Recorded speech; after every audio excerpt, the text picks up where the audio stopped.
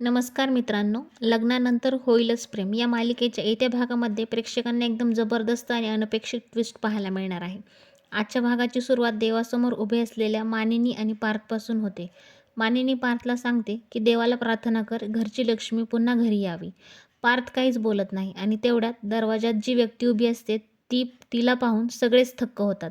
हो मित्रांनो, काव्या परत आलेली असते. ती शांतपणे म्हणते, घरची लक्ष्मी घरी आली आहे.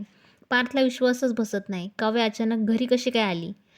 पण इथेच ही गोष्ट खरी सुरू होते. काव्या आणि जीवा या दोघांनी एक महत्त्वाचा निर्णय घेतलेला असतो. त्यांना आता समजलेलं असते की चूक झाली आहे आणि म्हणूनच ते ठरवतात की आपले लग्न वाचवायचं, नातं टिकवायचं आणि पार्थ नंदिनीला समजवायचं. दोघेही एकमेकांना वचन देतात. काहीही झालं तरी लग्न मिशन यशस्वी करायचंच.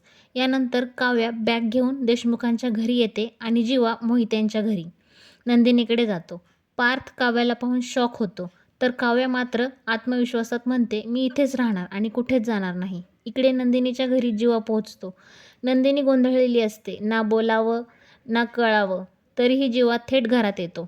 घरातले सगळे लोक जीवाला समजून घेतात, पण नंदिनी आणि तिचे वडील अजूनही थोडे दुरावलेले असतात. तरीसुद्धा जीवा हार मानत नाही, कारण त्यांचं एक ध्येय असतं, नंदिनीला परत मिळवणं. इकडे काव्या पार्थला खुश करण्याचा प्रयत्न करते. ती त्याच्यासाठी खास सिनेमन कॉफी बनवते. त्याच्या आवडीचं सगळं करते, जणू काही भूतकाळात काहीच घडलं नाही. पार्थ गोंधळलेला असतो. काव्याशी कसं वागायचं हेच त्याला समजत नाही. आता मालिकेत एक नवीन खेळ सुरू झाला आहे.